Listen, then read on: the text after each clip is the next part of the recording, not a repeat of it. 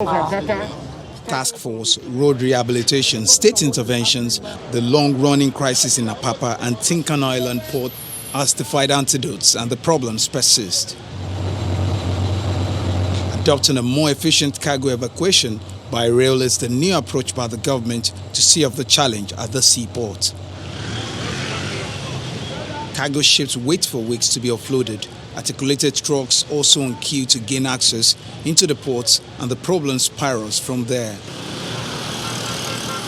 75% of Nigeria's import passed through Lagos ports in 2017. However, 90% of this cargo leave the ports by road. The bird-eye view of a section of the Apapa port provides a clear picture of the multimodal transport options available now. The waterways for inflow and outflow of cargo, the newly linked rail line, and the commonly used roads. The narrow gauge on my right and the multiple double-track standard gauge, that is where I'm standing. These rail tracks have been laid right into the major seaports in the country. The federal government have also listed this project as a significant progress in decongesting the Apapa seaport. But how much of this long-standing problem can be solved with this project? It is obvious that there are underlying factors that may kick against the full optimization of the new rail line. This freight forwarder says there are ways around it. The fact that most of the trailer and articulated truck owners are politicians. And then of recent, we have seen the springing up of so many other new companies.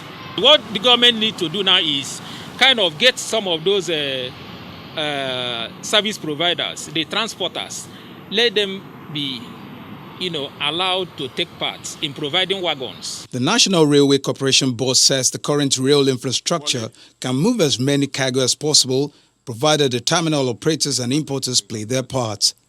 The standard gauge can move 25 containers on a train, and we assume we can move at least 10 trains on the standard gauge per day, even it's only in the night, because you are moving the passenger in the day. The issue the Shippers Council is trying to resolve is, for instance, when you want to load a train, they have what they call rate charges. And the funniest part of it is that even the rate charges they cost to load the train is higher than the cost of the rail taking the goods out of the track. I don't see why that levy, I want to call it levy, should be there, because somebody wants to carry his container by rail, you charge him a special levy. As the economic cost continues to rise with importers groaning, government is also counting its losses with allegations of procedural bypass. Port users are hopeful of an effective transportation system and a smooth-sailing port operation to face the chaos in Apapa. Dari Ido, Channels Television News.